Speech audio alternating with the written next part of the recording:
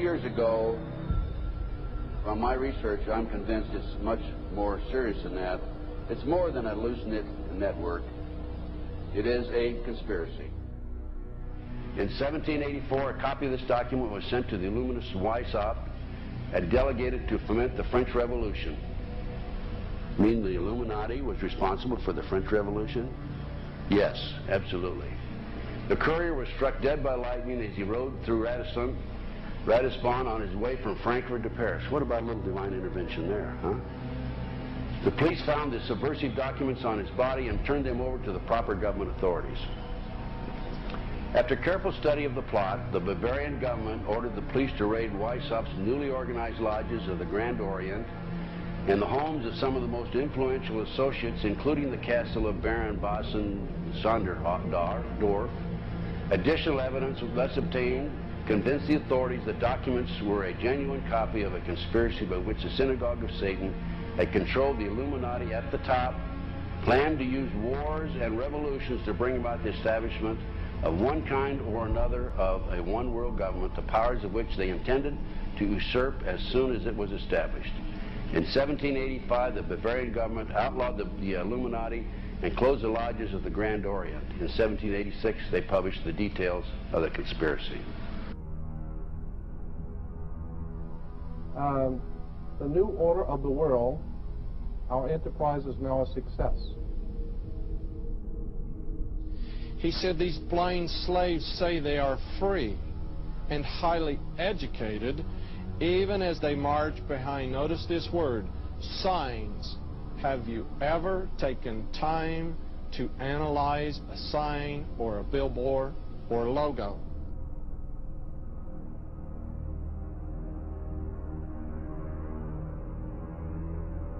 We'll start up here. In 1784, an act of God placed the Bavarian government in possession of evidence which proved the existence of the continuing Luciferian conspiracy. This explains the previous 9 pages, goes into it in detail. We don't have time to do it completely.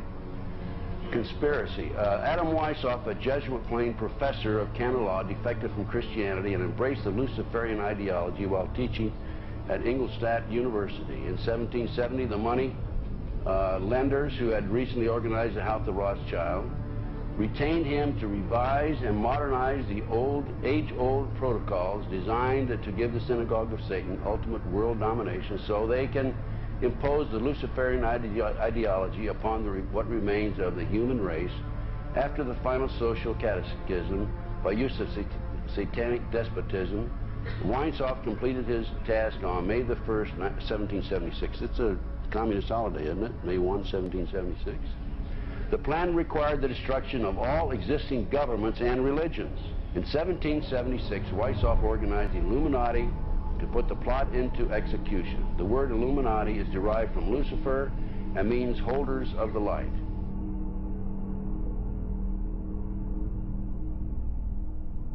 Weishaupt's revised plan required his Illuminati to do the following things to help them accomplish their purpose. 1, use monetary and sex bribery to obtain control of people already occupying positions in high places in the various levels of all governments and other fields of human endeavor. Once an influential person had fallen for the lies, deceits, and temptations of the Illuminati, they were to be held in bondage by application of political and other forms of blackmail and threats of financial ruin, public exposure, and physical harm, and even death to themselves and their loved ones. Number 12, told those present that they must use their wealth to have candidates chosen to public office who would be obedient to their demands and would be used as pawns in the game by the men behind the scenes. The advisors will have been bred, reared, and trained from childhood to rule the affairs of the world. Number 13, control the press.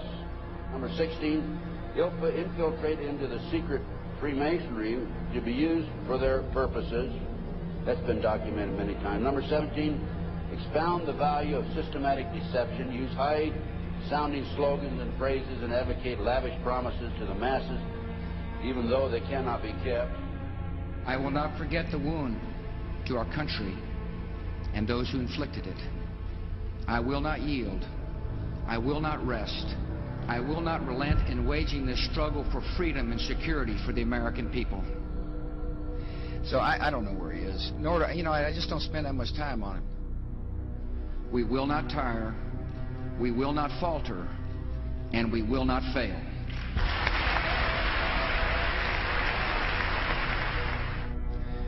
Terror is bigger than one person. And I remember he was telling me how you're gonna see soldiers looking in caves for people in Afghanistan and Pakistan and all these places, and there's gonna be this war on terror, of which there's no real enemy. Who knows if he's hiding in some cave or not? We hadn't heard from him in a long time. Operation Northwoods, the plan called for innocent people to be shot on American streets. This is the Pentagon. For boats carrying refugees fleeing Cuba to be sunk on the high seas. For a wave of violent terrorism to be launched in Washington, D.C., Miami, and elsewhere. People would be framed for bombings they did not commit.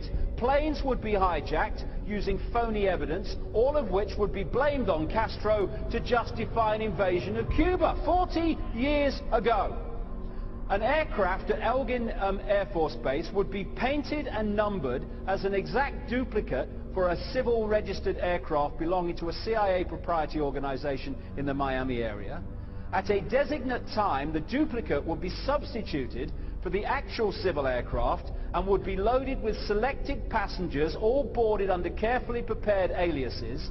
The actual registered aircraft would be converted into a drone, remote controlled plane, their word for it. Takeoff times of the drone aircraft and the actual aircraft would be scheduled to allow a rendezvous south of Florida. I mean, he's been tested unlike any other president. This is 9/11.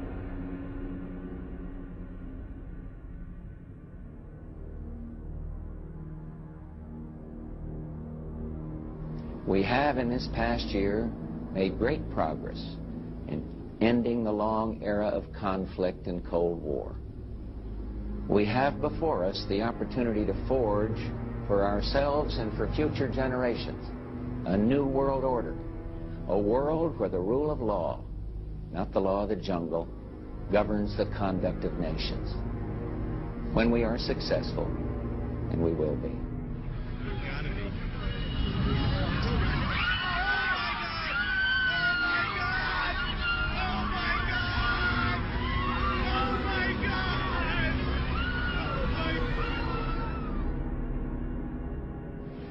He argued that the use of any and all means to reach their final goal was justified on the grounds that the ruler who governed by the moral code was not a skilled politician because he left himself vulnerable and is in unsuitable position to his throne. He said those who wish to rule must have recourse to cunning and to make-believe because great national qualities like frankness and honesty are vices in politics. Fellow citizens will meet violence with patient justice, assured of the rightness of our cause, and confident of the victories to come. In all that lies before us, may God grant us wisdom, and may He watch over the United States of America.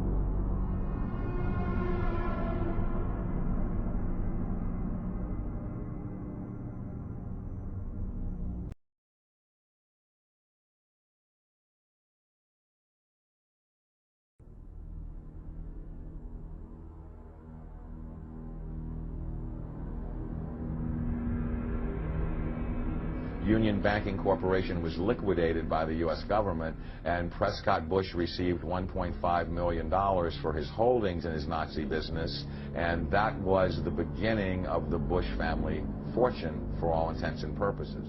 George Bush takes his inspiration from what he learned in Skull and Bones and from the Thule Society that Hitler and Goebbels and Goring cut their teeth in, Bohemian Grove, these evil organizations that perpetrate the ugly things that these criminals are doing to this country, for which they must be held accountable. They are the most violent, dirtiest people on the face of the earth. Somewhere Americans are going to have to take their country back and start finding out who are these people. Who are these people we call our representatives, the Bushes. George Bush, the president, his father, went around the country talking about a new world order. The people who are running this country from behind the scenes do not care a thing about Americans or bloodshed anywhere.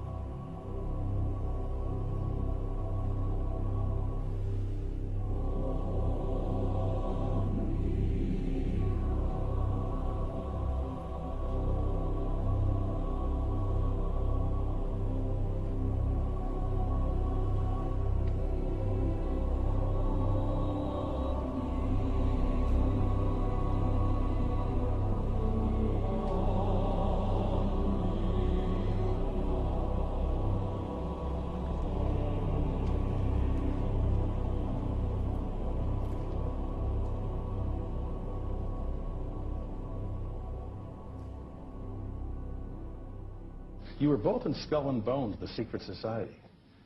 It's so secret we can't talk about it. What does that mean for America? The conspiracy theorists are going to go wild. I'm sure they are. I don't know. I haven't seen the web. Number 322.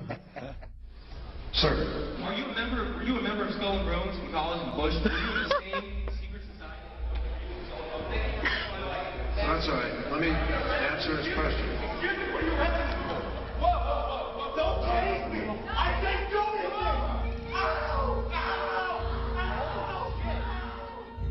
And what you're looking at here, staggeringly, is a group of people, some of the most famous people in America, in long gowns.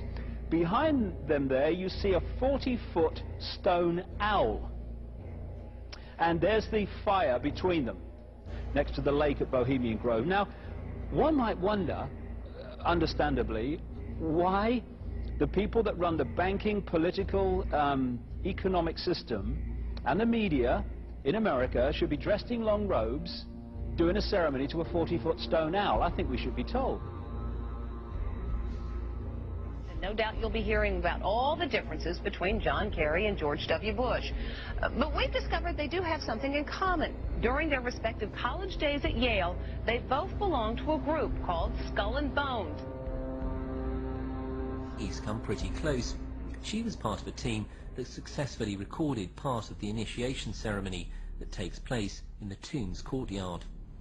Okay, you have the doorway here. Yeah. Okay, then to the right you have a hedge, and then you have an evergreen tree. If you follow that line straight back, courtyard's in there. Ah, okay. So that's where they have the ceremonies in the outdoor part of it. Part of it was indoors. So we only got to see the outdoor part. Right. We only got to, and to listen to the outdoor part. God only knows what went on indoors. And what did you hear? What was it you know? You managed to get this unique it was disgusting. It was gross. I mean, they were pretending to murder people. What was the tone of it, though? Was it jokey or was it quite... No, it wasn't jokey at all. It was sick. It's about the only thing to describe it. It was sick.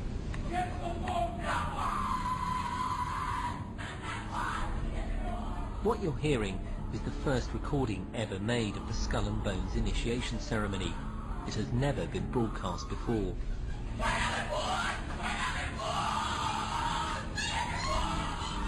15 new members of the club are being introduced into the macabre rituals of Skull and Bones by the senior students who are about to graduate. The club has what some might see as a strange fascination with death, skulls and bones, There's the chants too, difficult to hear first of all, but including the devil equals death, death equals death.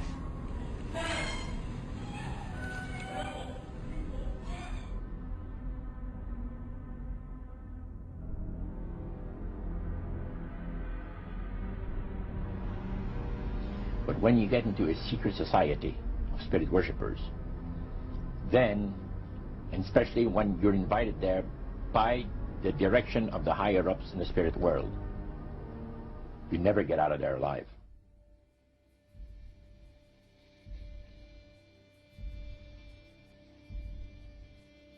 And he told us, he says, look, we worship spirits.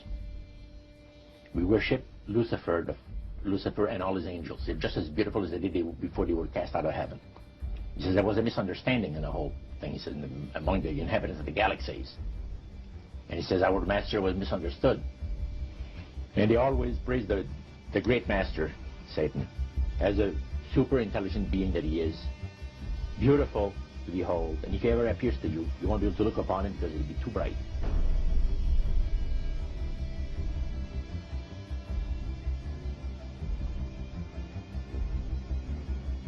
What had Herbert Hoover, Art Linkletter, Jack London, and Richard Nixon all had in common? Well, they've all been members of the exclusive all-male Bohemian Club in California, where every year at this time the elite from around the country get together for 2.5 weeks of fun and games. Among its members are businessmen like Leonard Firestone and Edgar Kaiser, and political figures like Gerald Ford, Henry Kissinger, William French Smith, and George Shultz. President Reagan, Vice President Bush, and Defense Secretary Weinberger are members of other camps. Richard Nixon is a Bohemian, and so are high-ranking executives of such companies as Eastern Airlines, Standard Oil of Indiana, and Bank of America. Privacy is one of the Grove's most cherished virtues. Members may not photograph, record, speak, or write about activities at the retreat. While many public officials are Grove members, the press is a distinctly unwelcome guest. We're from ABC News. Well, get back there. Get back there. Can we talk to somebody in the... Get back there.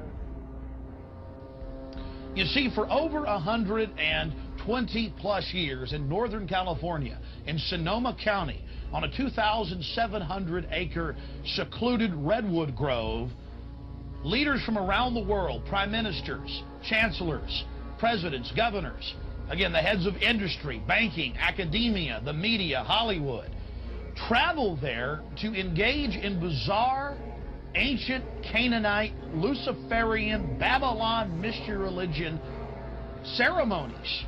We were inside 4 hours. That's only one day out of the 2 weeks that they meet there for the admitted Summer Fire Festival of the Bohemian Club.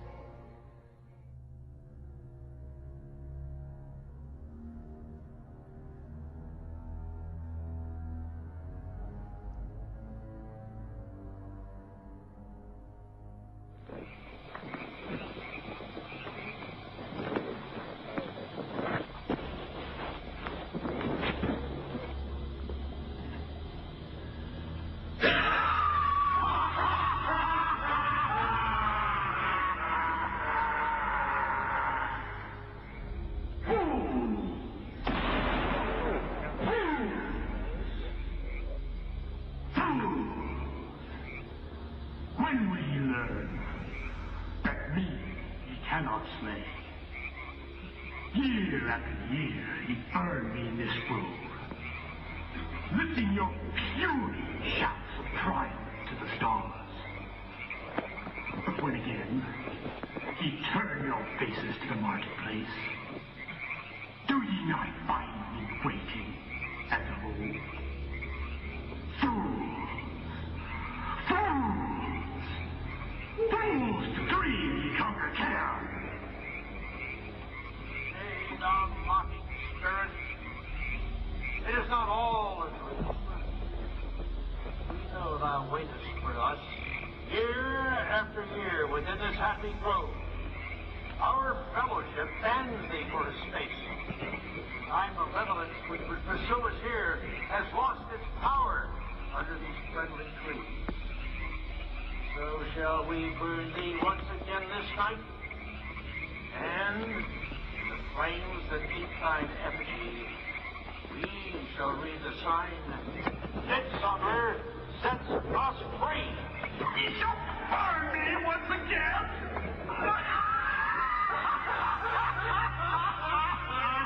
Now but these ways, which hither ye have brought from regions where I reign, ye fools and priests, I spit upon your fire.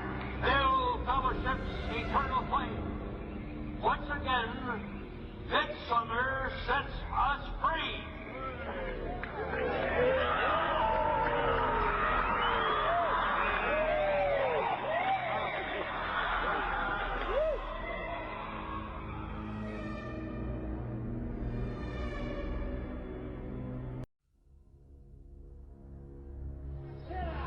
The Bohemian Club, as you say, the Bohemian Club, that's where all those rich Republicans go up and stand naked against redwood trees, right? I've never been to the Bohemian Club, but you ought to go. It'd be good for you. Get some fresh air.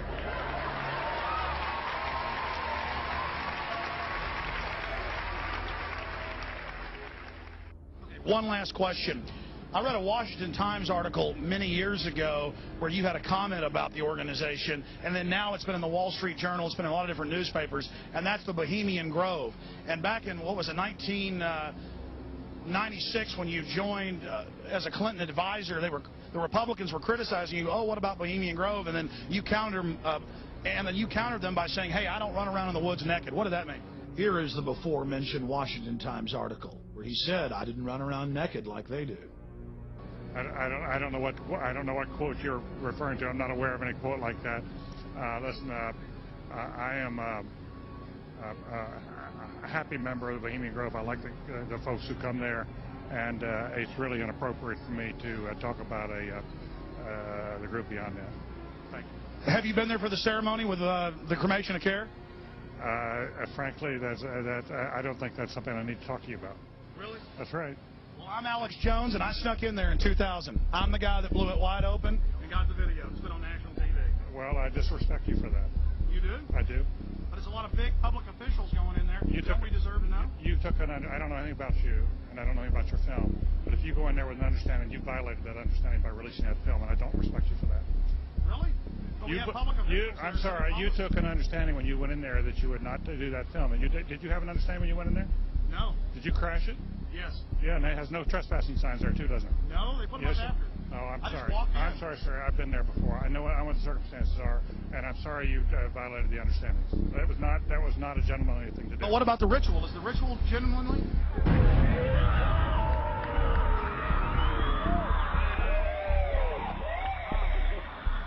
Sir, everything. I don't owe you this comment. I know. This is what's called ambush journalism, and I disrespect you for that as well. So thank you and goodbye. Been in the ritual? It's none of your damn business.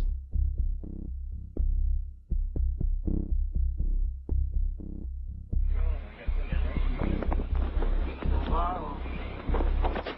Prince of all mortal wisdom, owl of Bohemia, we beseech thee, grant us thy counsel.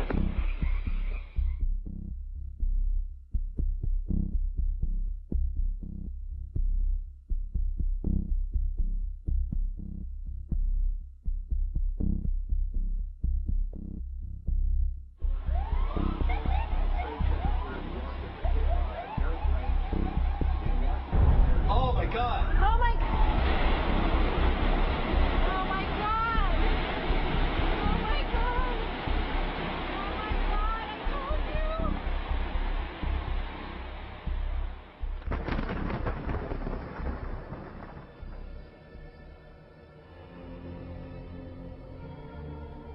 you! Today our nation saw evil, the very worst of human nature.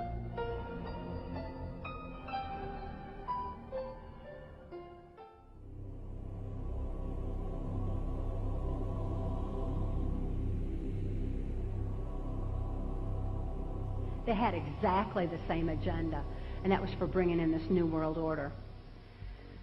I heard George Bush talking at that time. He was talking to Bill Clinton, and I've since photographically recorded it and wrote it verbatim in our book. that when the American people became disillusioned with Republicans leading them into the New World Order, that Bill Clinton, as a Democrat, was going to be put into the office of president. This was decided in 1984. Actually, I'd heard about it even prior to that. But that, as of 1984, they were already discussing it as an absolute fact. The CIA is carrying out mind control on countless numbers of unwitting American victims. And he even went so far as to say the basic methods that they use in this mind control: hypnosis, drugs, and torture. Three parts policy that they had adopted there. The second one was to find a way of being able to get total control of people's minds. And that would be done by taking hypnotism out of the realm of the occult and introduce it as a new science for the benefit of mankind.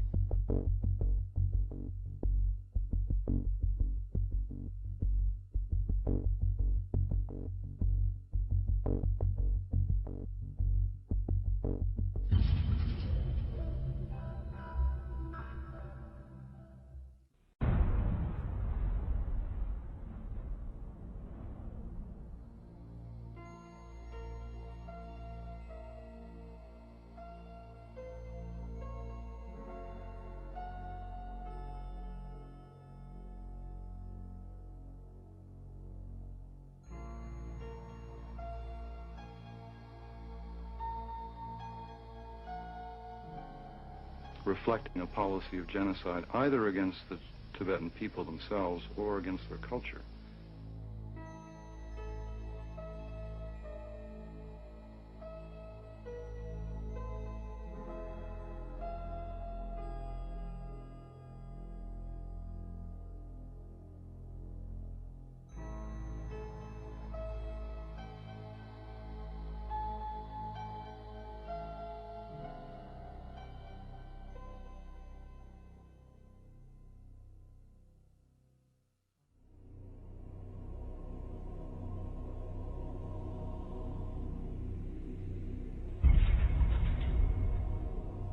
Once I realized I had met an honest, genuine, high-level Freemason who told me there were 13 levels of Freemason above the 33rd degree, and that these people were God. There was no God, they were God.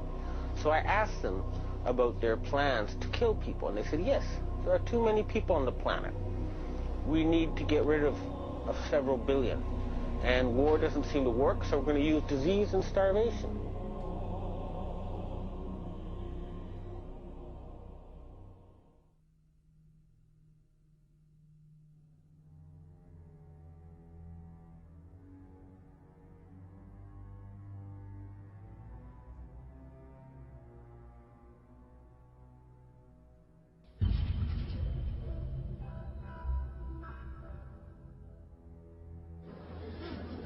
He knew what was happening, and he attempted to warn us when he left office. He told us, quite bluntly and in no uncertain terms, to beware of the military-industrial complex.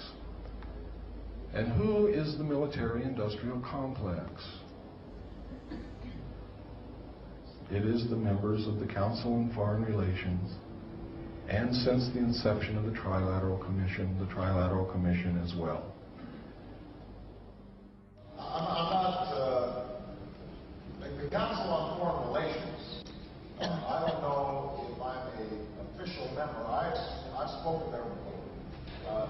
It basically is just a forum where a bunch of people talk about foreign policy. Was made up of the Executive Committee of the Council on Foreign Relations. Now, it is extremely significant that you understand that the first 6 members from the government, along with President Eisenhower, were also members and longtime members of the Council on Foreign Relations. They believed in that organization. They believed in its goals, which was one world government.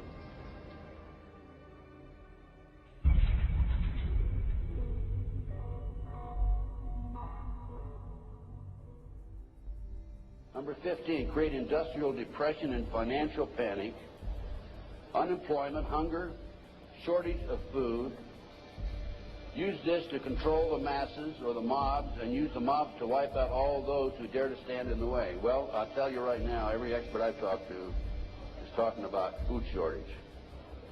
And it's coming, I'm convinced. What were they? Because I'd never seen anything like that. And his statement was that if he told me, I would be one of few people in Madison, Georgia that knew about them. And he says they're disposable coffins. They were stacked, he told me, 15 high.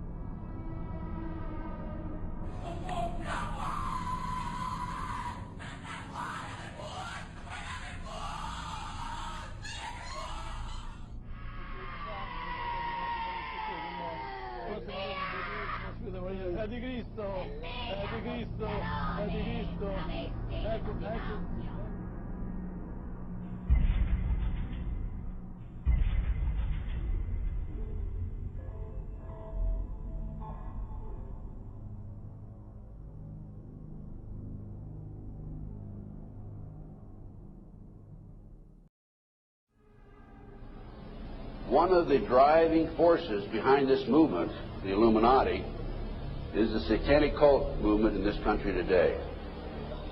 So I began my little journey forward. And one of the matters that I developed information about was an individual I learned about was Aleister Crowley. He likes to have his name pronounced Crowley to rhyme with holy. And the Satanists today, and for the number of years in the past, have basically used his philosophy and his writings as a guide. He had so many Masonic degrees that you could fill up 5 pages of a book with them. This guy was probably the most highly honored Mason in the world. He styled himself the wickedest man in the world. He believed himself to be the great beast. And he changed his name to Aleister Crowley, so it would add up in both English, Hebrew, and Greek Kabbalah as 666. In 1904, Crowley had a communication with an extraterrestrial being named Iwas. And this being, through his wife, kind of a channeling type operation, brought forth a book that was called the Book of the Law in 1904. And this book declared that the slain and risen God, i.e. Jesus, had stepped off the throne, and that a new God, the crowned and conquering child, was taking his place.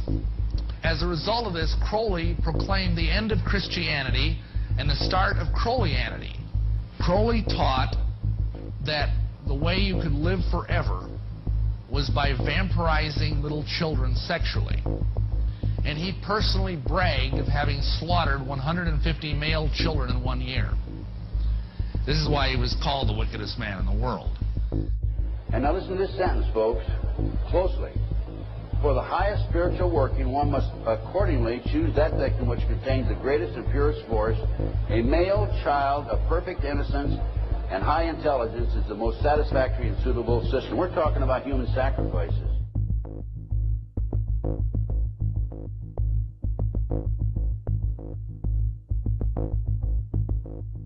And they'd also drug them up, and they'd take a sacrificial knife and they'd start from the chest and move all the way down to your abdomen. And then that's how they sacrificed, and they'd collect the blood and they'd drink it. When the mid-September through mid-November, they sacrifice babies and nothing but babies because they need the pure blood of the untainted children. And I didn't understand what it was like. I can't believe I'm seeing this every year of my life. I've experienced that, and that was the hardest part for me. It's like hearing those babies literally scream and cry, and then seeing their blood flow. The little boy was taken to a basement. He was crucified alive. First he was skinned. Why is it that no one knows this? Because there's Satanists in the police force and also in the government, the army. They're everywhere. They're even on the council of, the representatives of the United States also. And they're silenced because this is not being exposed because they don't want it to be exposed. Because they're really good at lying and hiding things. Rebecca, what happens to the people that want to come out of Satanism? They get killed. They get followed. They get taken. They get sacrificed in front of the congregation of the Satanic Church. Why? Because they know too much information about the Satanists and who their names and places of where they keep the people underground, and they just know too much information. It's like being in a gang or in a mafia. You don't get out alive without consequences.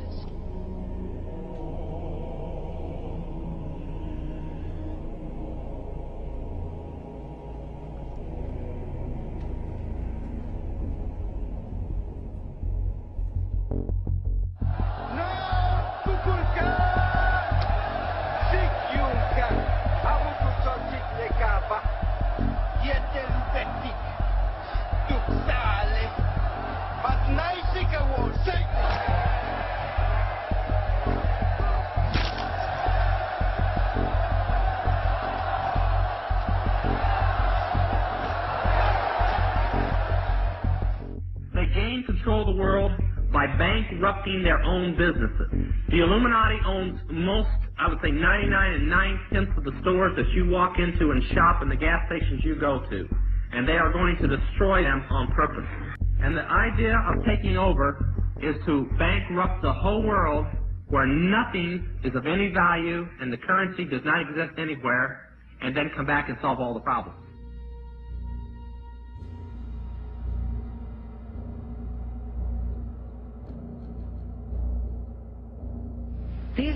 These guys who are manipulating my mind and programming me for mind control purposes claimed, and these criminals in control of our country as well, claim to be gods, demons, and aliens in order that I feel totally helpless, in order that I felt like they were beyond my realm to affect.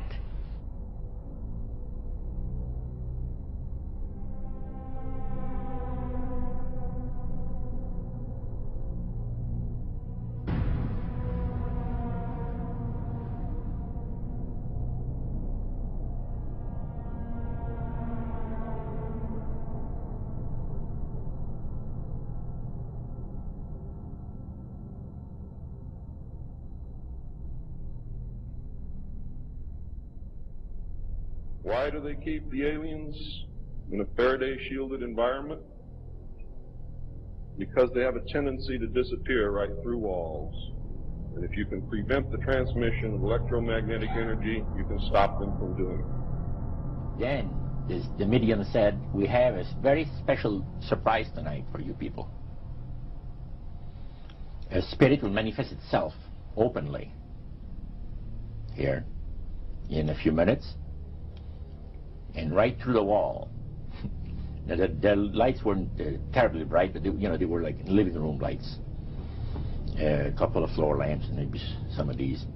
And that translucent being seemed to come right out of the wall. How did you feel right at that moment? It's almost like my heart stopped a little bit. Very weird feeling. So it was a lady in a beautiful evening gown, swirling. And she said to Mary, my dear sister, you are so wonderful to have asked for me.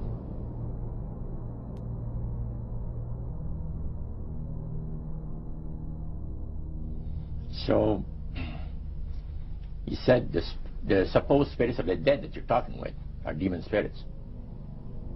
They're fallen angels. They're beautiful beings. Just set it out, just like that. Oh, that. yeah. It didn't make you uneasy when he said they were... Well, you know, it shocked you a little bit, you know. Something that you first hear mentioned to you. He said, you guys have got a great future ahead of you. Because we've been told, the high priest of our society, secret society, has been told that the master has very special plans for you too. Now, what did he mean by the master?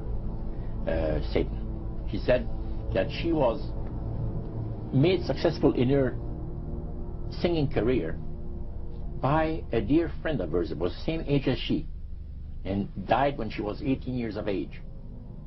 And Loretta was trying to get into the singing world, you know, but she says, I had no success at all. Until one night I was sitting in bed reading a book. And she says, who walks right through the wall but my friend, the spirit of my friend? And she says, Loretta, I'm going to make you a very famous person in singing Western country music, and I will be with you all the time. She said, her voice went through me, the power. See? And you saw this in a television documentary? Yeah. This was, I believe, 1976 it took place. Now, the priest explained that when people believe in this business, they are actually opening themselves to be completely deceived by demon spirits, because it gives the demon spirits an opportunity to impersonate the dead, see, and for people to believe their lies. Isaiah 14 and 11 even speaks of vials being built into his body. Vials are pipes. The piper is calling you to join him. The Illuminati doesn't produce rock music to entertain you. They don't produce rock music to make money. They don't need that money. They own everything anyway. They do it to put demonic influence in your life.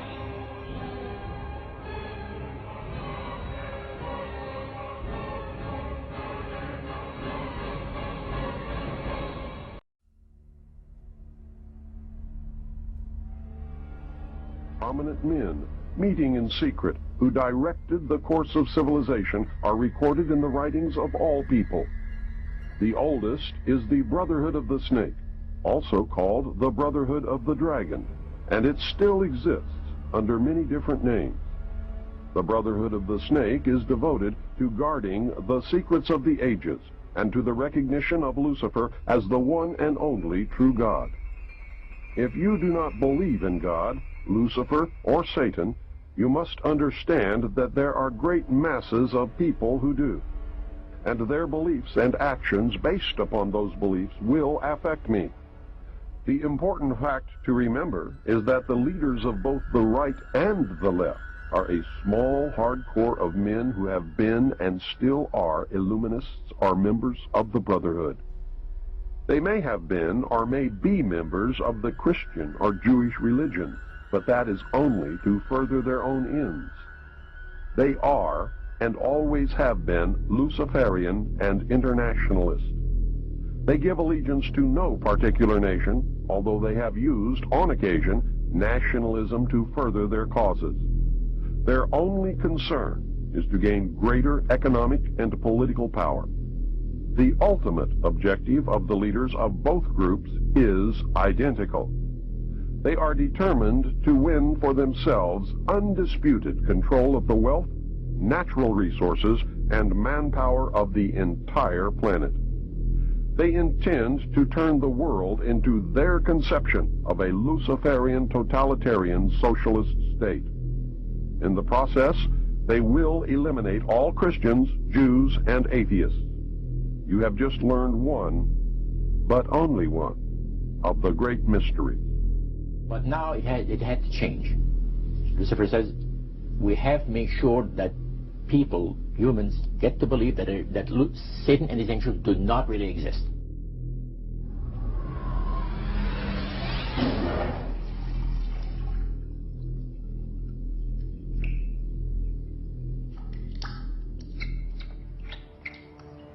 That's what they're trying to do. They're trying to disconnect us from multidimensional infinity so that we don't see the world from that perspective, and therefore see through the illusion and see through the nonsense and see through the lies. And then once they've disconnected people, they then program this lower level of our consciousness with a reality that suits them. And therefore, the only information that they have to get a fix on how they see life themselves and reality in general is through the eyes and the ears. And who controls that? The Illuminati control that. They're trying to disconnect us from multidimensional infinities, and then once they've disconnected people, they then program this lower level of our consciousness with a reality that suits them. If there's a reality out there pertaining to any alien influence, we need to sort out the government misinformation and disinformation and mind manipulation techniques that they're using. I know for a fact that the plan is to make all of us feel totally helpless, that what's happening is beyond our realm to affect because we've been taken over by aliens, that our Independence Day is dawning. So beware of that.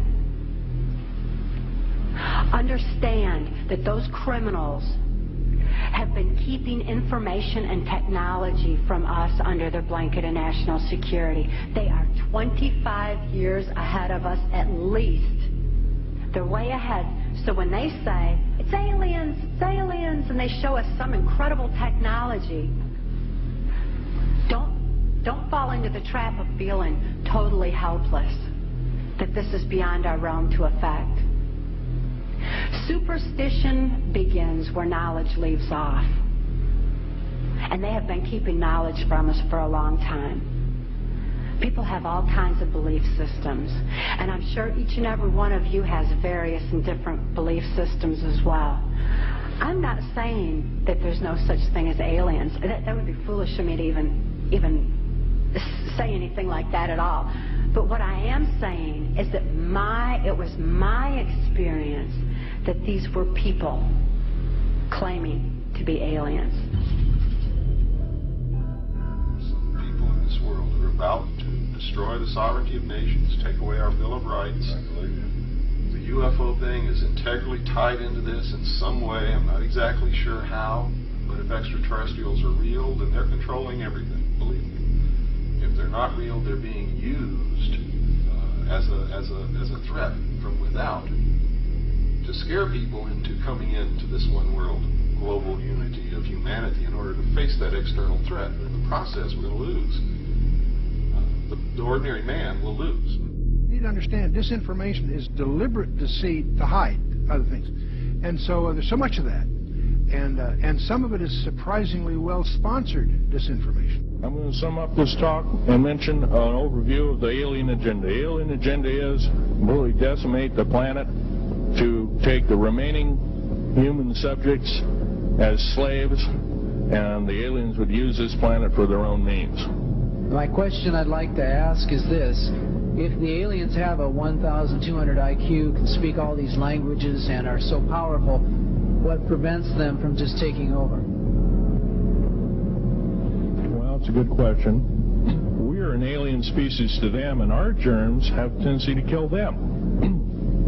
They're also a dying race, and they're in far worse condition than anybody with the worst case of terminal cancer.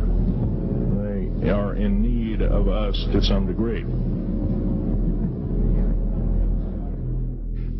And some of it is surprisingly well-sponsored disinformation. So I think my question is actually to Clifford Stone. You said that you had seen aliens on a craft that had crashed. I wondered if you could describe what they looked like. I could, but it would probably take a whole lot of time. The reason I state that, when I got out in 1989, we had cataloged 57 different species. You have individuals that look very much like you and myself that could walk among us and you wouldn't even notice the difference.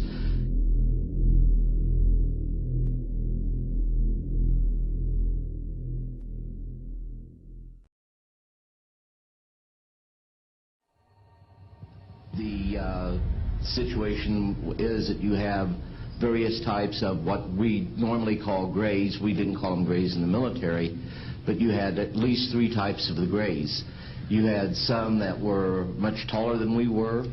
The unique thing that I'd like to point out for the most part is that the entities that we did catalog were in fact humanoid. Now this created a situation where the scientific community was trying to figure out why that would be the case, because you would expect that if life evolved on other planets that they would take on some type of other being, so to speak, not necessarily look humanoid or be bipedal such as we are. But apparently we got quite a few of the species out there that are humanoid in appearance, and that creates a question that yet has to be answered by science.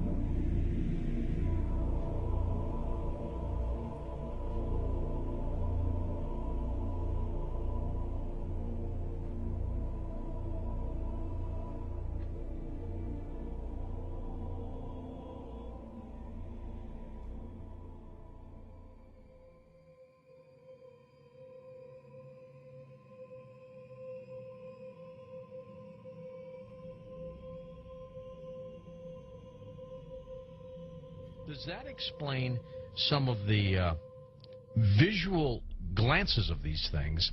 They seem to just simply disappear. They're gone. Exactly. I mean, they're appearing out of nowhere and then disappearing right in front of people. And that's why scientists who have no axes to grind, they just say that it doesn't make that much sense. And also, if they're just trying to observe us, to take account of what we're doing on Earth, I mean, after a while, after so many months or years or centuries, it kind of gets old. They either would take us over, or they've already discovered all the information they need to know about Earthlings, and so they're just going to take us over or make first contact and just sort of do what they need to do next. To endlessly observe us, it doesn't make any sense. It's something where, and also see if we have all these sightings, as you know much better than I do. Where are they landing? We don't see them getting out to get anything to drink or to eat. We don't see them. They've never tried to make contact with any large amount of people in a major city, and so this doesn't. And also all the endless medical procedures that the people who have claimed to have been abducted You know, why the endless medical procedures? I mean, if we're talking about such an advanced race of alien beings, they don't need to do that over and over and over again. Interesting perspective. Let's talk about some of the facts out there of evidence that may support your conclusion that the UFOs are spiritual phenomena, not physical, like so many other people also believe. What can we pinpoint again? Well, again, it's something where you cannot have a material or a physical being penetrating the ground, penetrating the water, appearing in front of people, then disappearing instantly, and then also changing colors, sometimes only when they're accelerating, with every color in the spectrum has been reported.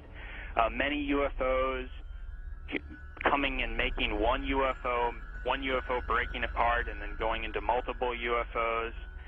It doesn't make sense. And then not only just that, but to get into the fact of how far they're traveling and the speeds that they would have to travel, and just the other problems with cosmic dust and traveling at the speed of light, and then running into those bits of cosmic dust, the explosions that would be created, the amount of energy that would be consumed in traveling from these distances.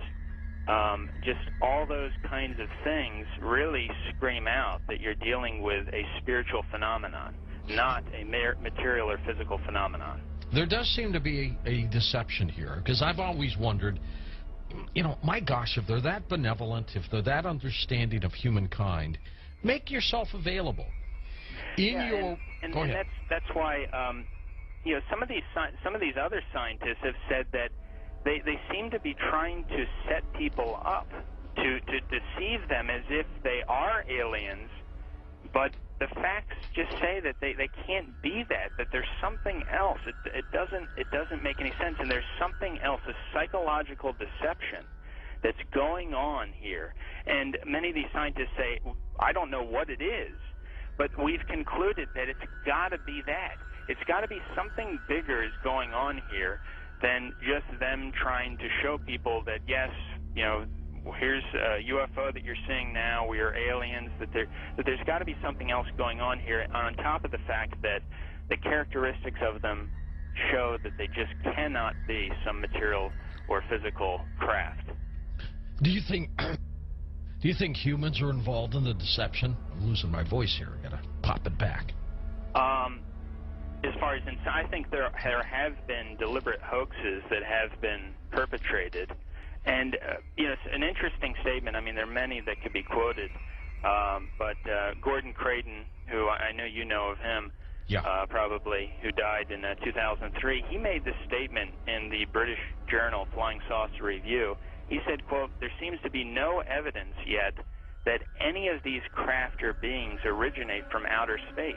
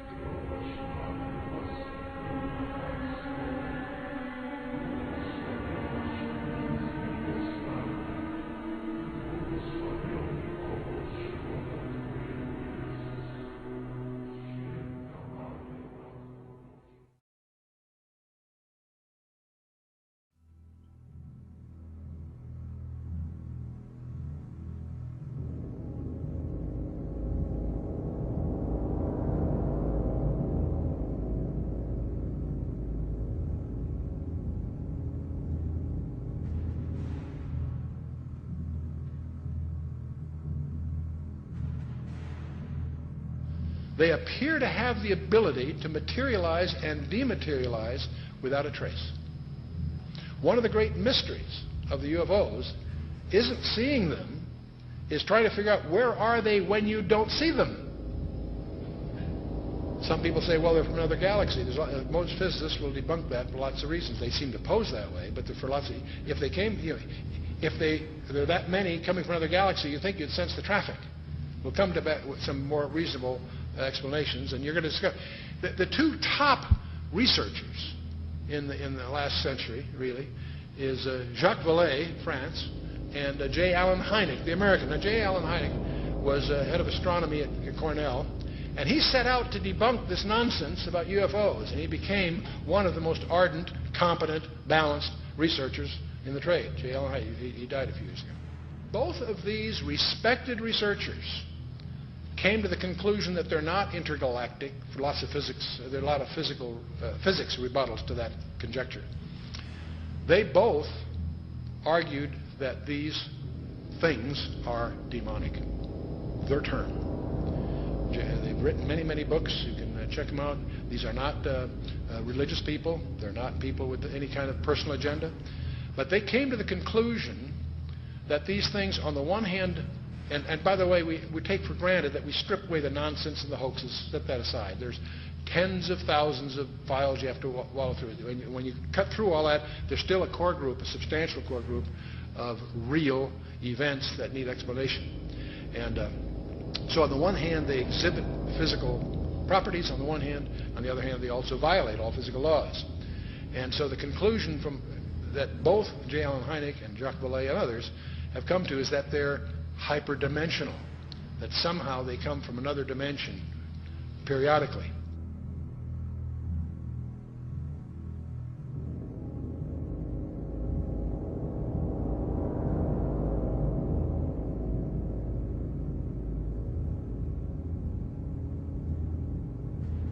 But both of them came to the conclusion that these creatures are hyperdimensional. They're not from some other galaxy. They also both concluded they're hostile because they pretend to be something they're not.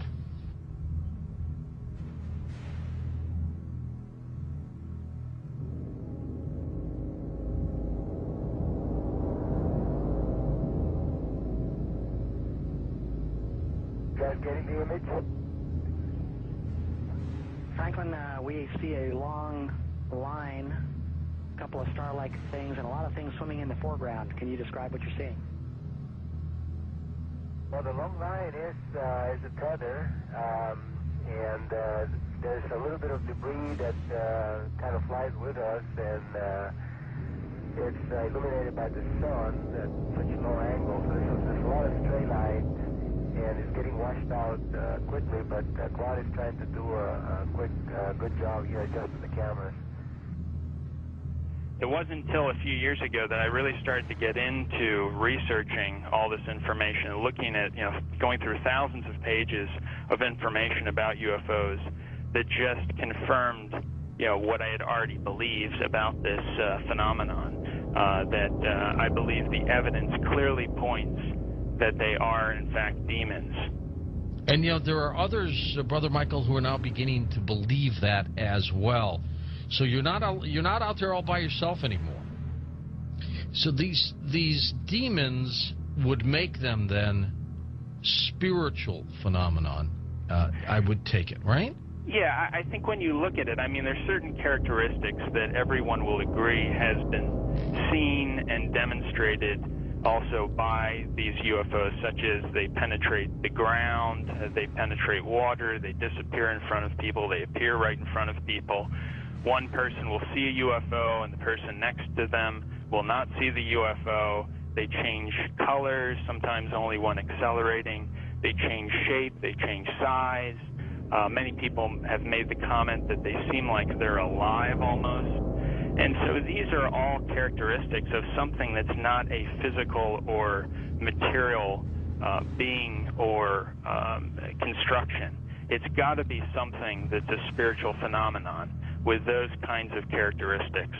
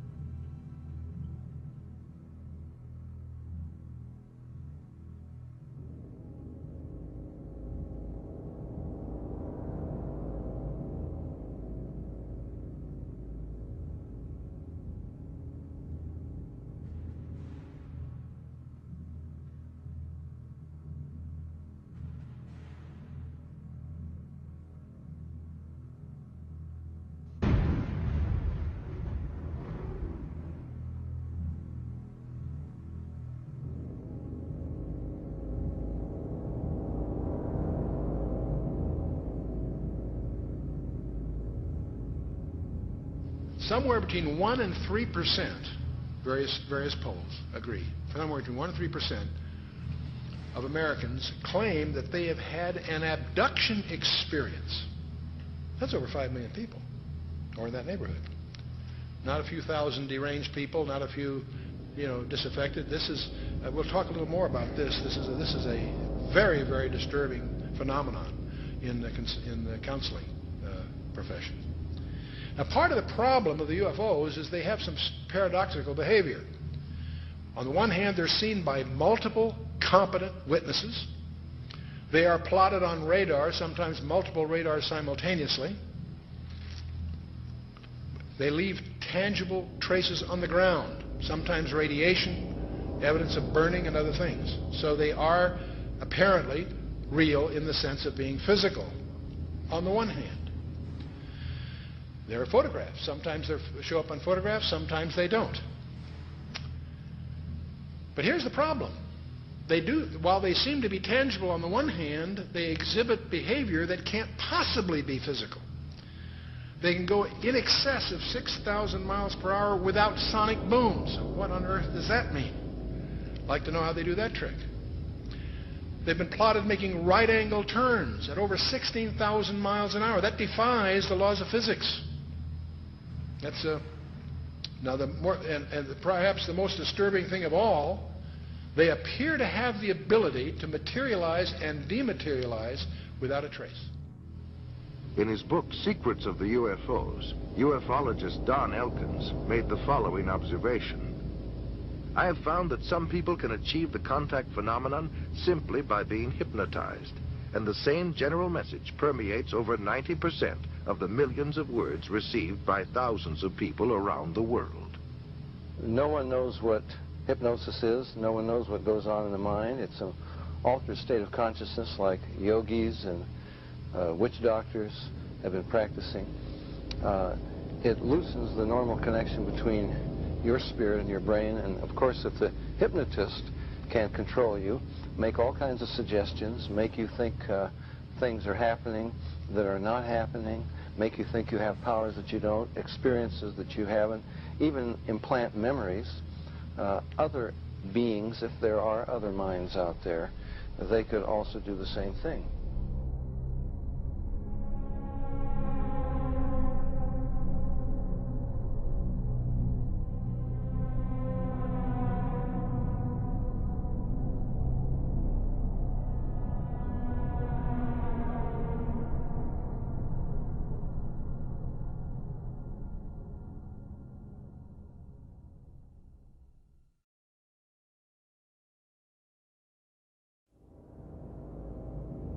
Interesting is that there was a huge satanic ritual that was performed on the very spot where Area 51 happened by this Jack Parsons, and in which they had this magical ceremony called Babylon Working, and it was designed by Aleister Crowley, who was a Satanist who called himself the B666. Yes. And the purpose of this series of magical ceremonies, which was performed on the spot of Area 51, where it's now located, was to unseal an interdimensional gateway, they said. And so in this, they hoped, would allow other entities known as the, quote, old ones, access to our space-time continuum. And this witness said that he saw Jack Parsons rip a hole in space-time there, and he said that something evil flew in. And one other interesting point is that Aleister Crowley, who was a Satanist, who called himself the B666, as I just mentioned, he claimed to have contact with some kind of alien named Lamb. And this Lamb, he drew a picture of this alien that he was in contact, receiving messages from this being. And the picture that he drew of this alien, it's a striking resemblance to the common gray ET drawing.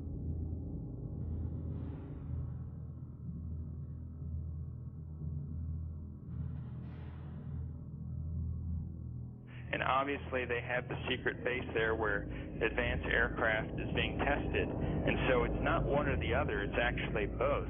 And what's interesting is this fellow Jack Parsons, who was the main person involved in this satanic ritual, he was involved in creating some of the most advanced technological stuff that we have right now in rocket propulsion systems. He was even involved with a lot of stuff that NASA does. They even named a crater on the moon. It's called the Parsons Crater. It was named after Jack Parsons. Right. So you see all the connections here. You know, I've long believed that if there is satanic activity on this planet, and I believe there is, if they are in constant communication with these demons, or even if they conjure them up, Brother Michael, is it possible they do with their rituals and things like that?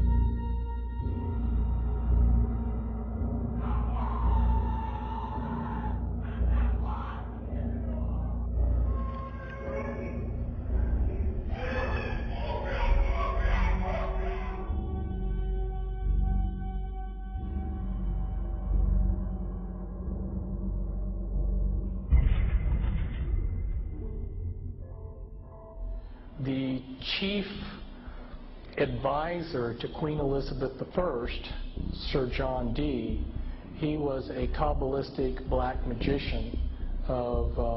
He had gone to the continent and learned from the top Jewish Kabbalists black magic, and he was the chief advisor in the British Empire. And he created Enochian magic and the Enochian language, which the Illuminati, which are hiding behind the Jehovah's Witness headquarters, they use Enochian rituals. Sir John Dee conjured up demons or angels, okay, with his black magic. The beings that he conjured up, there were pictures drawn of them, and they look identical to what we call gray aliens. Okay, and tell you something. And then I visit with debriefing people that came out of high levels of the Illuminati, and these different types of aliens are participating in Illuminati rituals.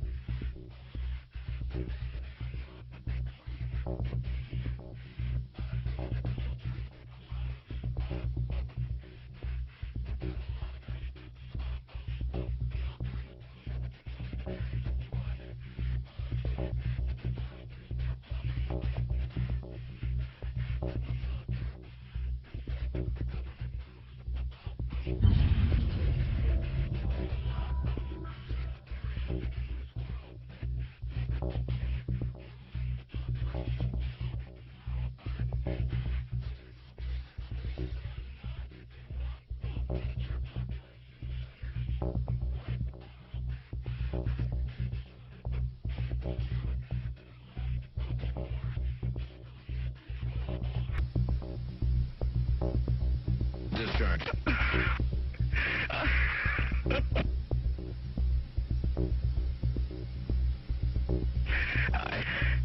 I started getting...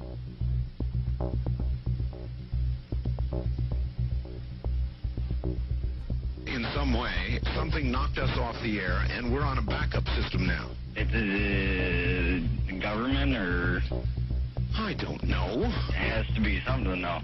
Well, did you hear... Now, you tell me, because you were listening. That was awful strange. There was a really weird guy on the air when it went off? Yeah. Hello? You didn't disconnect me before, did you? Were you on earlier tonight? No, not, towards the end of the last hour, you said east of the Rockies, you're on the air, and your voice was immediately replaced by the operator saying your party has not connected. Oh, well, see, as you can now tell, I don't screen calls. So what happened, obviously, was that I answered the phone just at the very instant that you had been ringing, as long as they were going to let you ring. Yeah.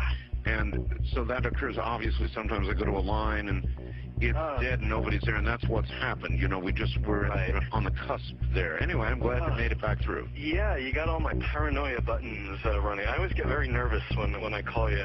I'm Brian. I hung up on you last week. Oh, I see. And I just figured, damn the torpedoes. I'll just do this and let the chips fall where they will. All right. Everybody, I am the Area 51 caller.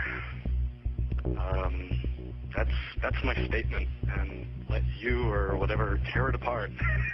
You claim you're the Area 51 caller? I am the man. How do you account for the fact, Area 51 caller, okay, that part of the way through your spiel, the satellite went down? I have no idea, and it scared the heebie-jeebies out of me that night. I've called a number of times on your specialty line nights doing different, kind of wacky characters, and I didn't know what you wanted me to do. I knew it was very difficult for me to prove to you, but I just thank you for your patience in dealing with me up to this time. All right.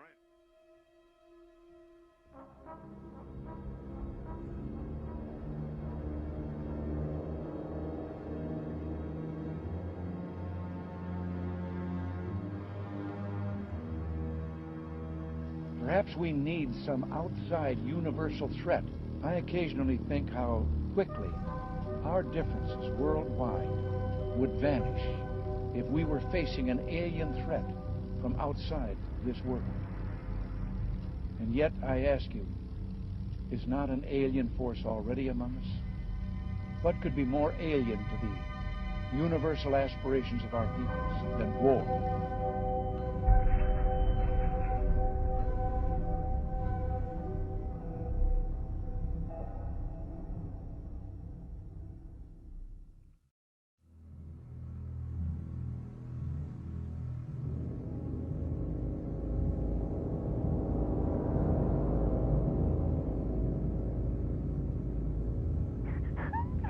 I pray that her mind may be opened to her. We bind all the powers of darkness. Don't you worry. Who are you? Who are you? The Keeper? Rebecca? Rebecca, Keeper, get out of the way. I command you to stay out of the way. Rebecca? Yes? Say, I, Rebecca, Oh, Rebecca. want love. Stay out of the way, Keeper. Stay out of the way. Say, love. I want out. I want help. Say, I put my trust I put my trust in God. in God. In God. Stay out of the way, Keeper. God. Libera, mamma mia, no, no, maligno, maligno, è Cristo più forte. Caccialo via, di la verità. Di la verità.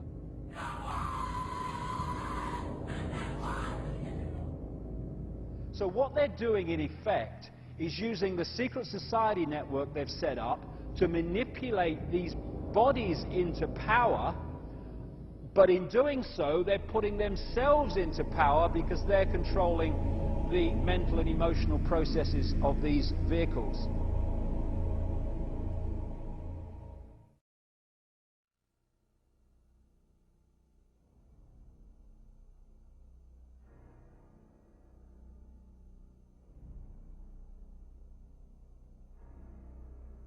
There are many different kinds of entities that do not have a human form, that operate just outside of human sight, and history has recorded them as demons and all this stuff. But the reptilian part of it seems to be very significant to the controlling systems on the planet today.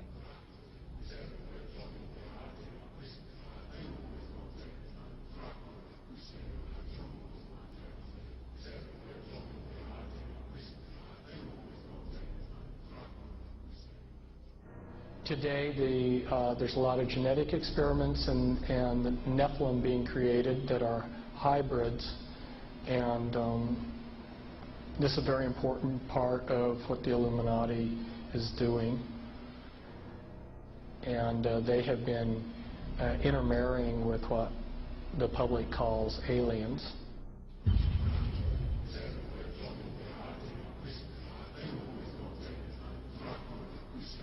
So that these people aren't human as we would know human. They've been pretty thoroughly demonized. The bottom line is I have concluded that there are no good aliens. The aliens are demons, and we've got a mixture going on of demons and flesh and blood, and we've also got other genetic experiments.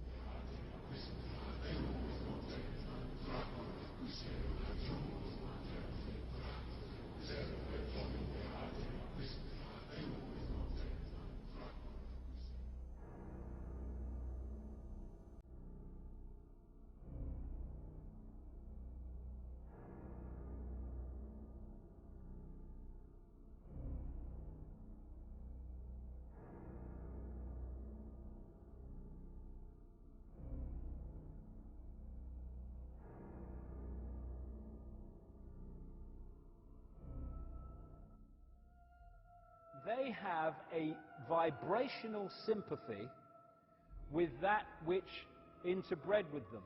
And this doesn't have to be physical interbreeding either. Remember, a demon, get the little spooky picture. There are a fallen angel, an unclean spirit. They can assume any form or go into anything. I have concluded that there are no good aliens. The aliens are demons.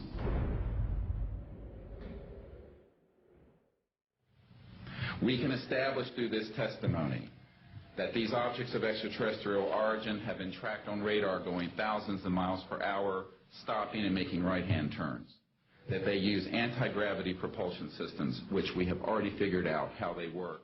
That extraterrestrial life forms have been retrieved, and their vehicles have been taken and studied thoroughly for at least 50 years.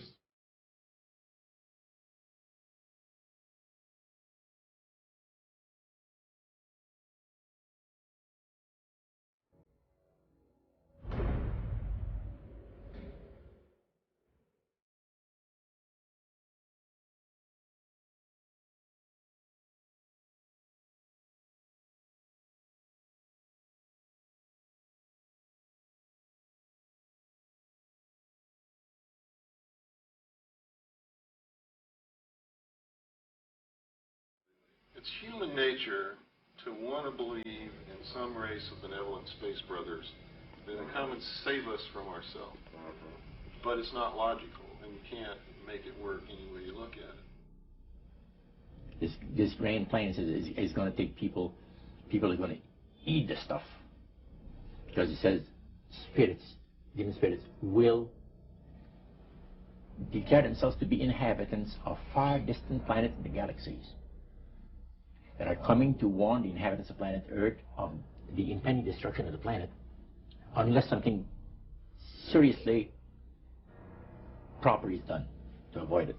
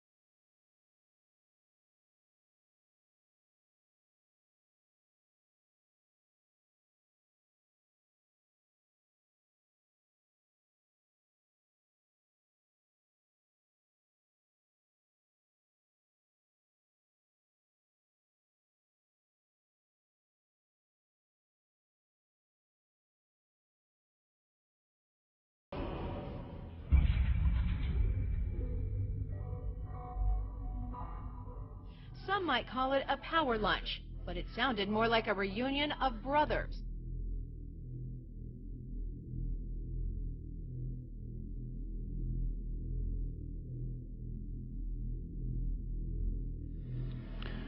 The Illuminati were to obtain control of the press and all other agencies which distribute information to the public. News and information was to be slanted so the Goyams would come to believe that a one world government is the only solution to our many and varied problems. Their plot, their plans, their conspiracy remains invisible.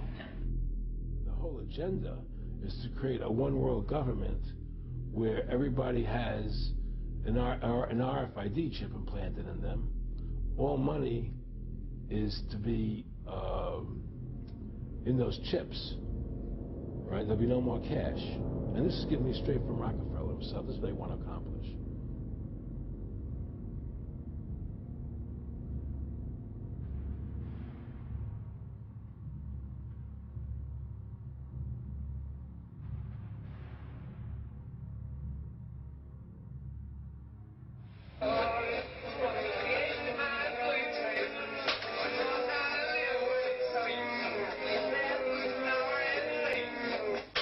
And then he says at the end of this is he will give you 666.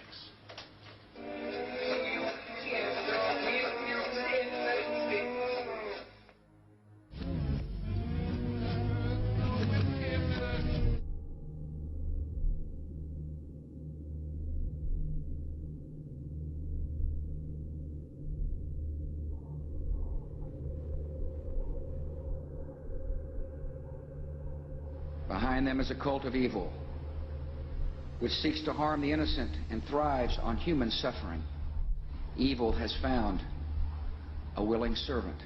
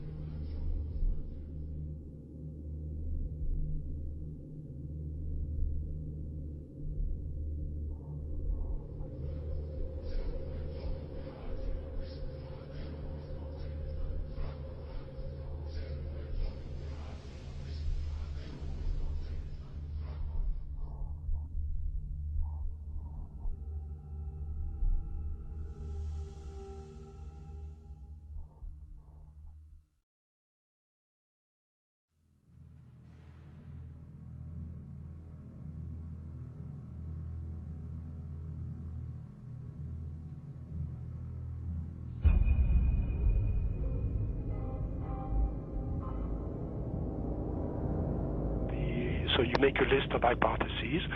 This is obviously not a natural phenomenon, and the extraterrestrial explanation seemed to be the best one. Why shouldn't we know that there's got to be life throughout the universe? So why shouldn't it be able to come here, especially since there must be civilizations there that are thousands, if not millions of years ahead of us?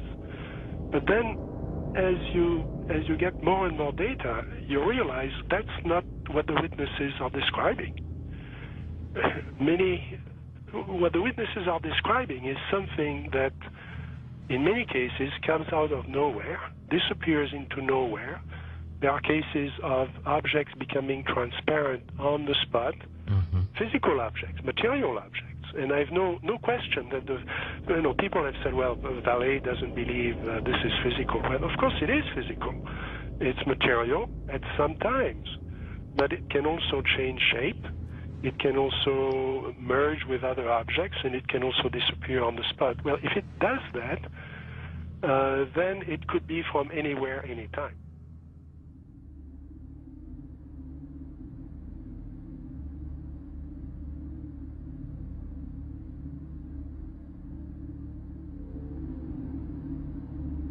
We always try to, to discredit the old legends, trying to say, no, these people were crazy, they thought everything was possible.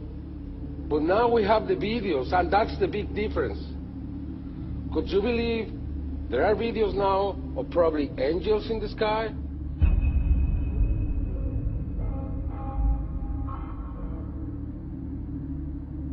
And then I started looking at some of the things that didn't fit. And one of the things that I had to ask is, when did this actually start?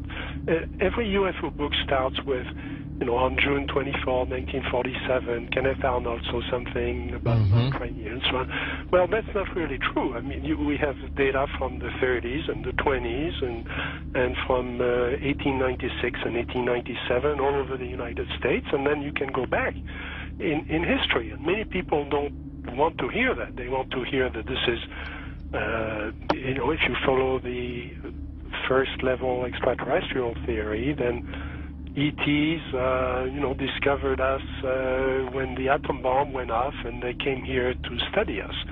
Well, that's not what the data says. So when did it start? And I found, an enormous wealth of data going back to medieval times and even before. Of course, as you go back in history, you lose the cultural context, and it's harder to understand the data. But in medieval times, there were records, especially the records of the church, that were kept very, very carefully about strange phenomena.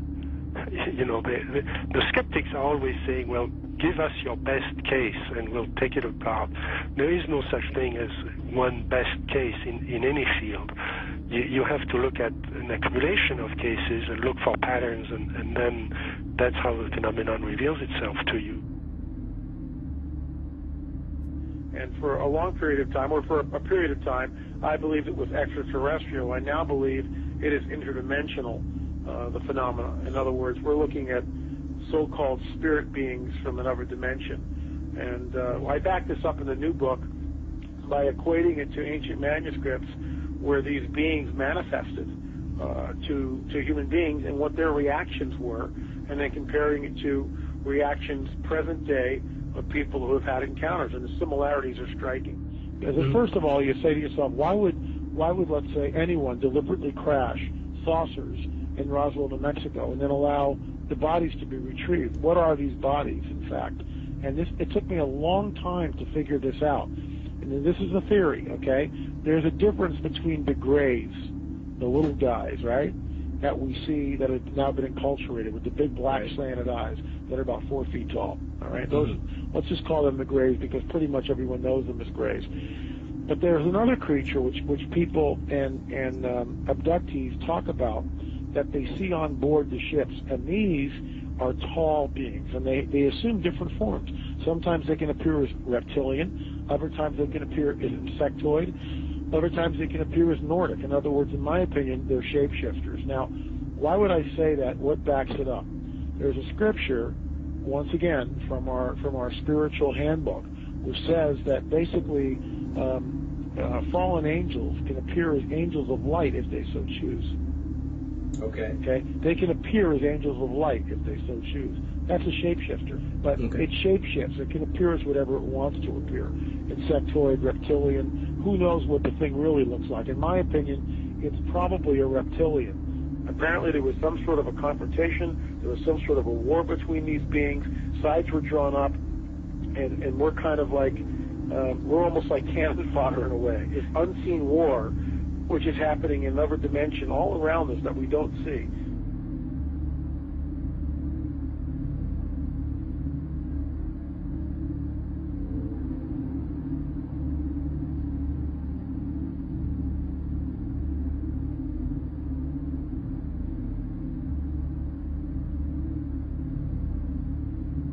So my point is this: what if the grays are nothing more than some sort of a biological suit that enables the demons, let's say, to interface in this dimension? That's what I think the grays are. That's why they're expendable. Me thinking, I wonder if there's some sort of like a biological clone or some sort of a body, if you will, that these demons can interface, inhabit, and then, of course, move about in this three-dimensional time-space continuum.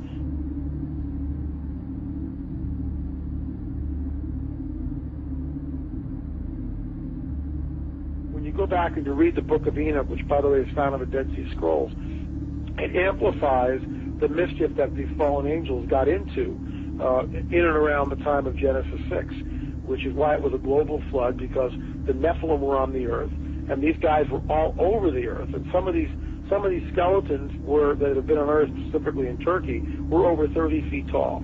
As we pushed west in Ohio and different places, they found mounds, and they would do primitive archaeological digs. And this is documented. I'm not making this stuff up. They found skeletons, oftentimes, that reached over 9 feet in length, with 6 fingers, 6 toes, and red hair. Now, one of the great mysteries of the West is what happened to these giants. There was nearly 60 skeletons brought out of this cave, but today they're nowhere to be found. Is it that there is some kind of archaeological cover-up that has occurred here?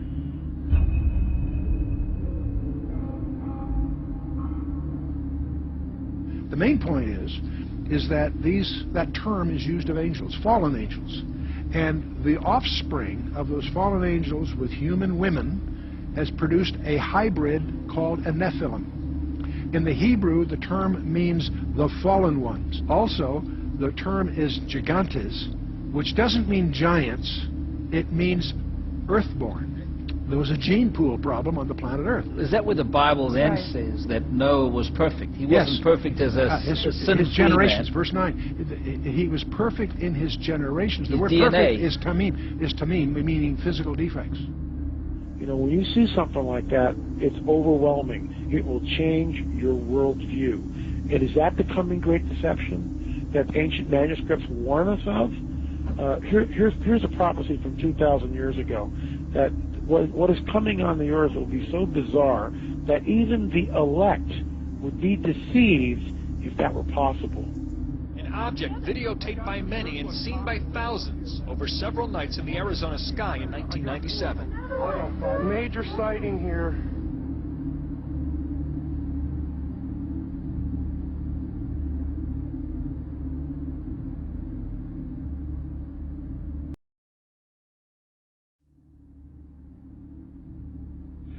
I believe that many of us were shown these documents over the years so that later we would talk about it. I mean, how can you keep the existence of extraterrestrials, if they were real, a secret?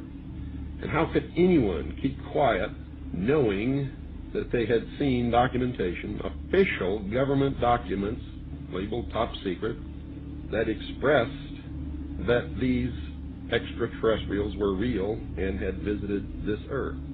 I wanted to know just how true all of this was, and I began a program of research to find out if extraterrestrials were real. What I discovered was amazing. What I discovered, ladies and gentlemen, is that there has been a plan in existence to create an artificial extraterrestrial threat to this earth in order to create a one-world totalitarian socialist government. All the bombardment of the public with movies about flying saucers in the 50s, right after the United Nations Treaty was signed and the UN Participation Act was pushed through Congress, and all of the incidents since that have convinced the majority of the American people that flying saucers are real and extraterrestrials exist, and that flying saucers are from an extraterrestrial origin. This is being promulgated in many ways, by television commercials, in the movies, in the newspapers, by creating incidents either real or imagined.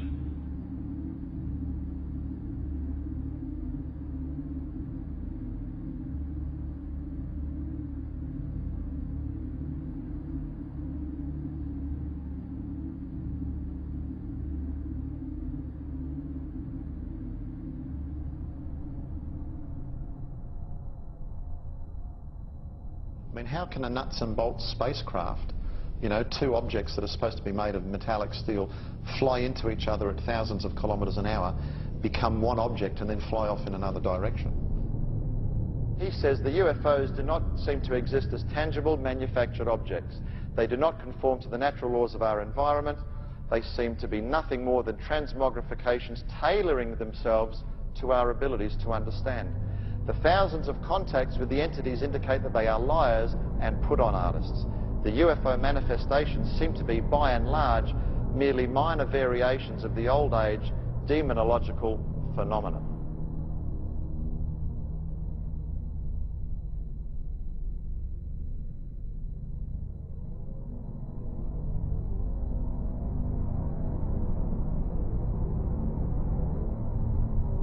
And again, the researchers will show you that the messages being received are deceptive in nature. They will tell you things like, well, you know, we've come from Venus or Mars in the 60s. That was the messages. Well, we now know that's impossible. Now they say they come from Sirius or Orion or Zeta Reticuli or somewhere far off, where we can't test those claims. And that's the problem. And some of the stories they've told us, like that, we know to be demonstrably not true. And if someone comes to you, Chris, and tells you a story and does all these things and says, I'm here to help you, but then does brutal things to you and then lies to you, then I don't think trust is a good place to start.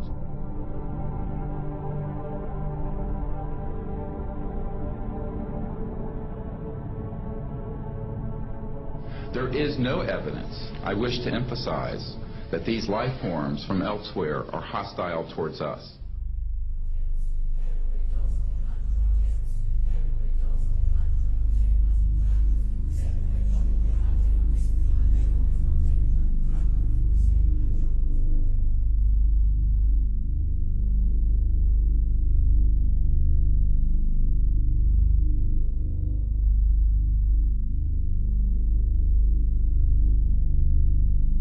Better way to implement a plan to bring about a one-world government than to create the possibility in the minds of the people of the world that we are being threatened from some other species, from some other planet, and do it in a way that if anybody questions it or challenged it or wants to talk about it publicly, that they are ridiculed.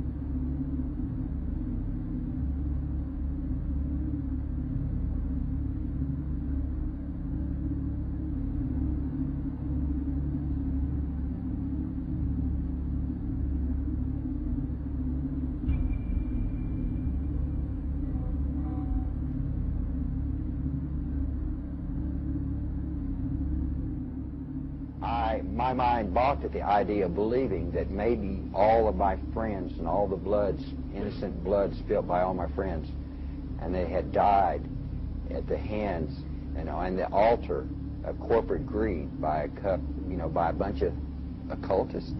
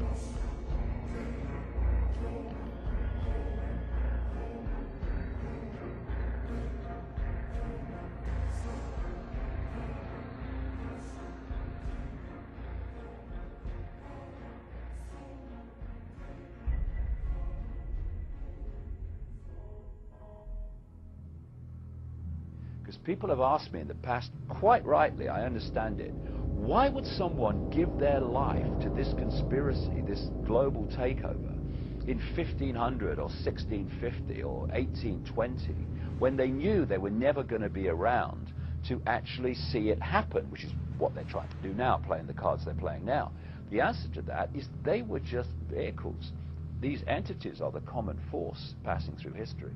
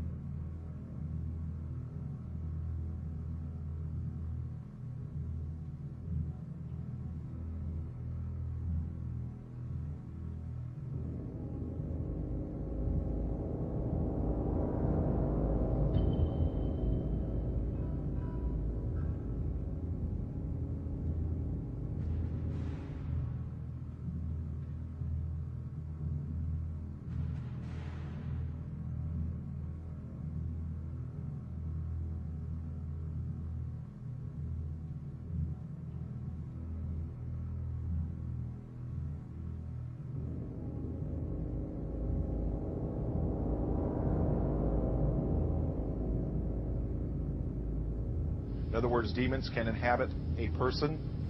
Then you also must know that demons can and do inhabit inanimate objects. I've seen it happen over and over again.3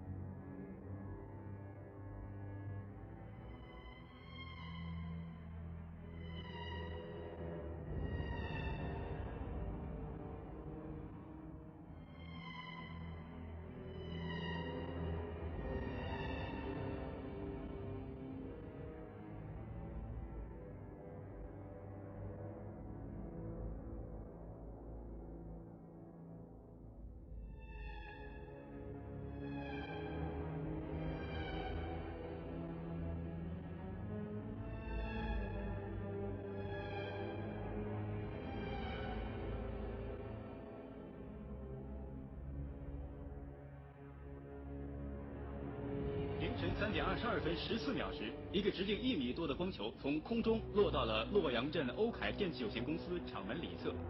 落到地面后，这个光球就不停地抖动，约45秒钟后，抖动加剧并开始变形，长出圆形的四肢后，迅速向厂区移动。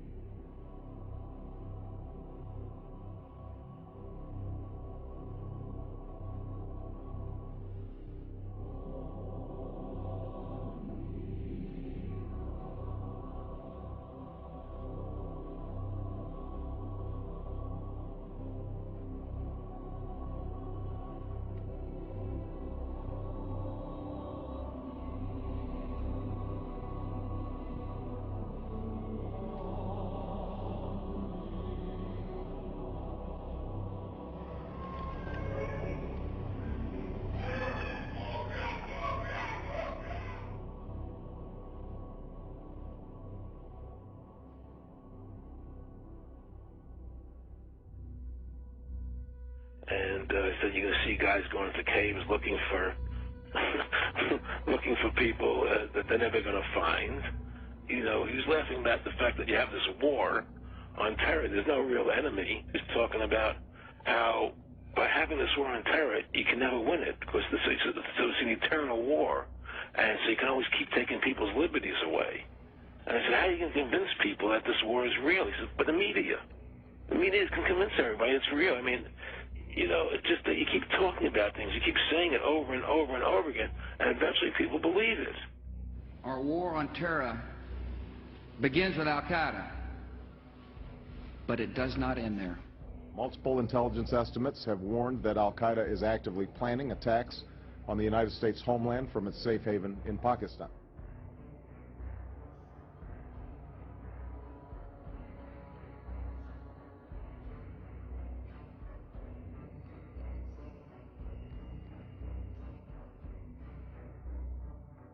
The last time you had an actual president was Kennedy.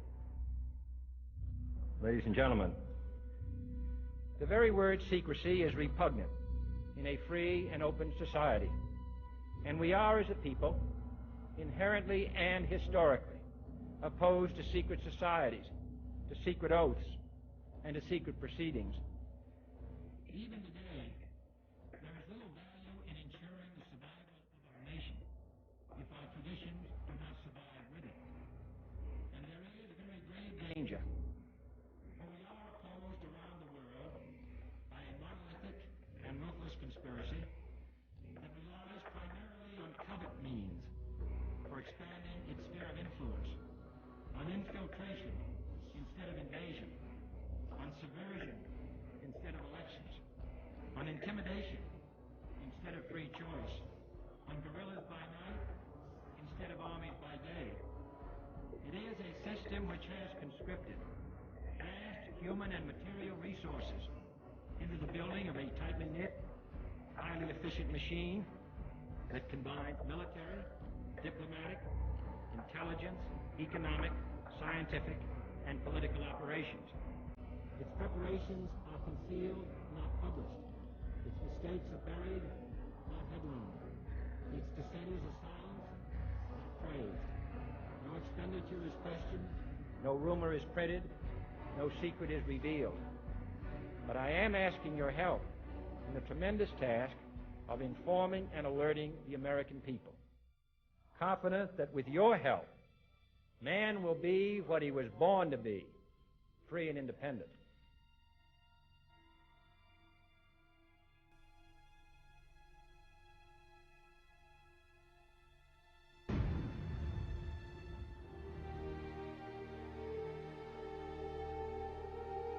For I have complete confidence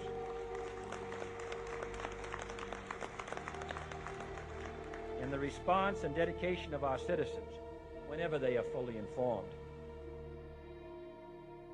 When we are successful, and we will be. And we will be.